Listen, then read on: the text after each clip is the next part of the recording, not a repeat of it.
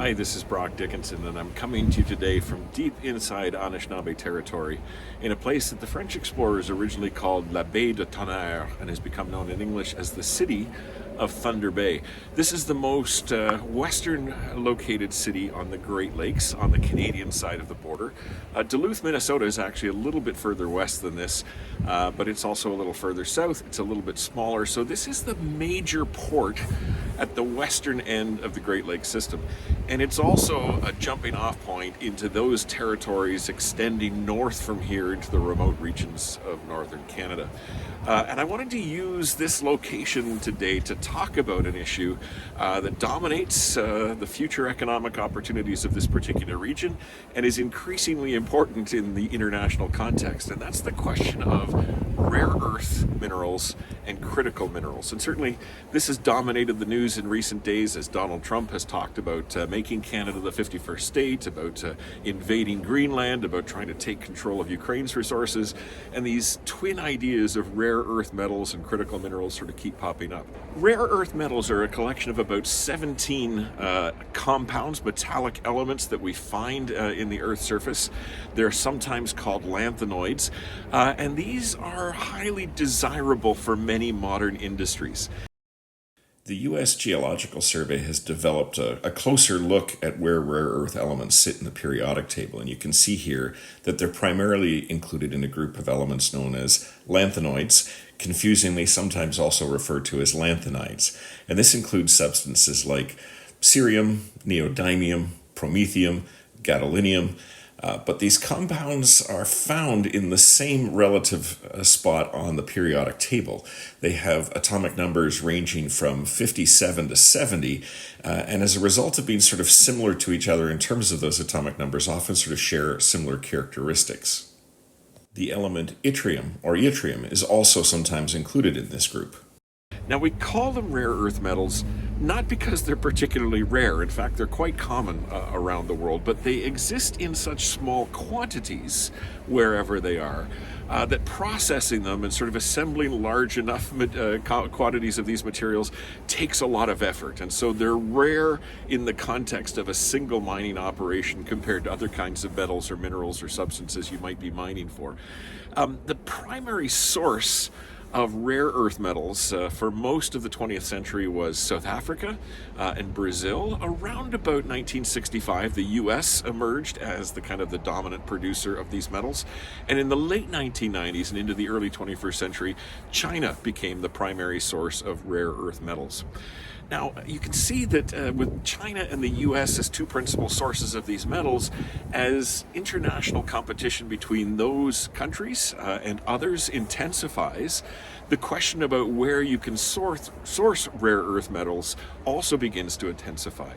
And this has led countries to begin to designate a second set of mineral resources, things that are known as critical minerals. So critical minerals aren't a kind of a scientific or elemental kind of group of materials in the same way that rare earth metals are. Critical minerals really represent a list of metals and mineral products that have been designated by governments of a certain jurisdiction as being important to the future of the economy of that jurisdiction. So the list of critical minerals in the United States is different than the list of critical minerals in the European Union, which is different than the list of critical minerals in the Canadian context. I'll show you some examples of what those lists are and how they differ as we sort of work through this video. But the key thing to keep in mind is that rare earth metals may form a component of critical metals, but critical minerals and critical metals are something separate. That's a sort of a political designation. So here's the list of critical minerals that the United States currently has in place. And if we look at the list, we can see there are a number of the rare earth elements here.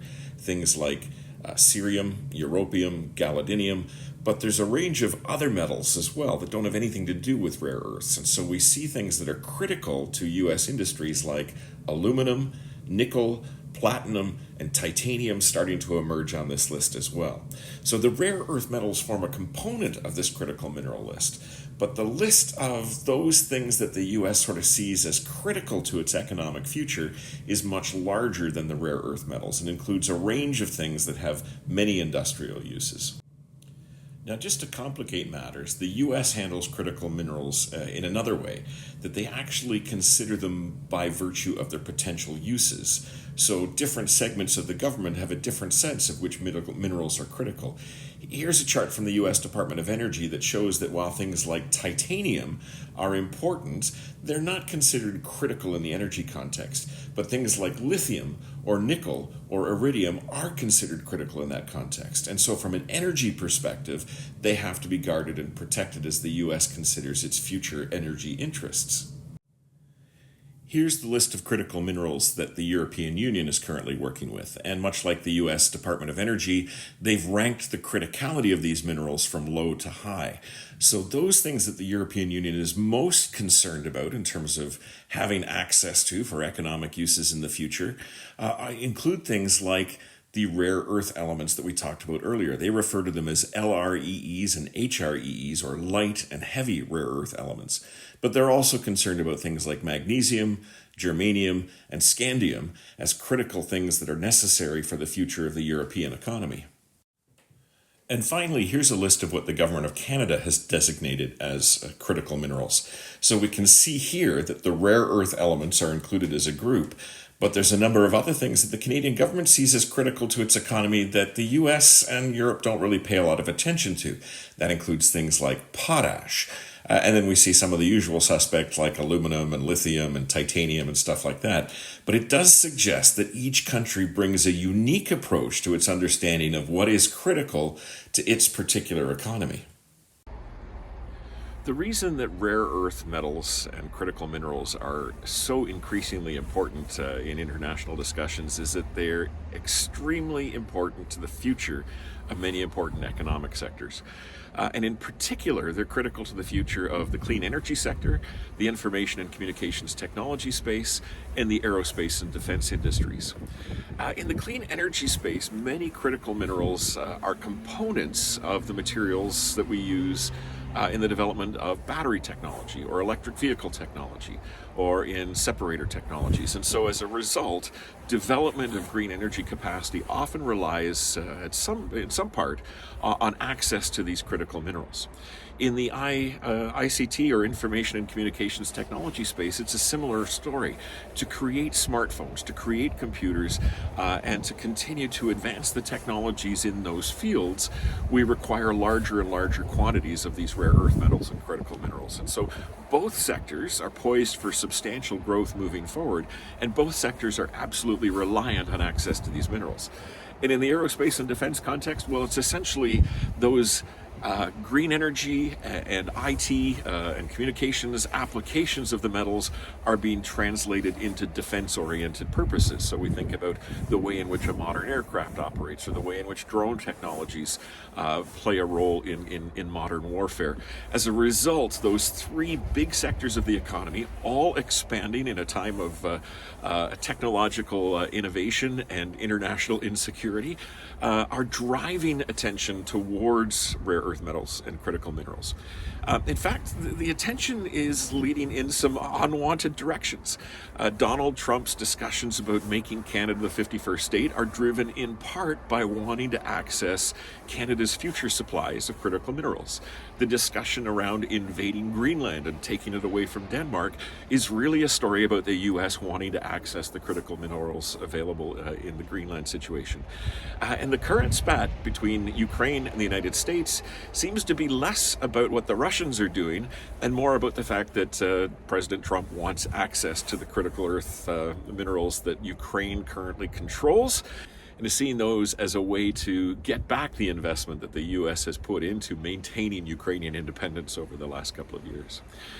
So why am I talking about these kinds of issues in the context of Thunder Bay? Well, if we think about the largest deposits of both rare earth metals and critical minerals in the North American context, this is the staging point for everything that happens in this space. The largest deposit of those metals and minerals that we are currently aware of in the North American context is known as the Ring of Fire.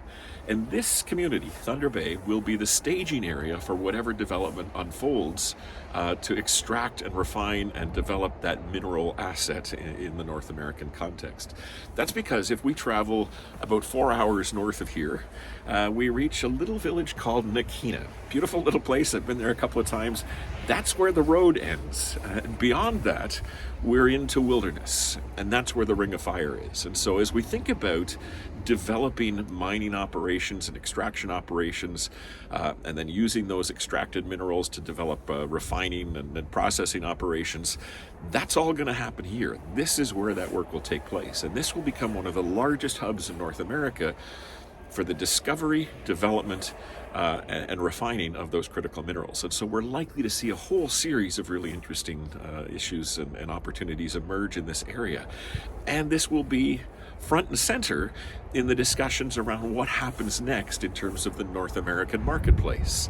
If the U.S. proceeds with tariffs and lots of threats on the political front, then it seems likely that Canada will look for opportunities to take those minerals and those processed materials out of this region and get them east or west to Asia or to Europe.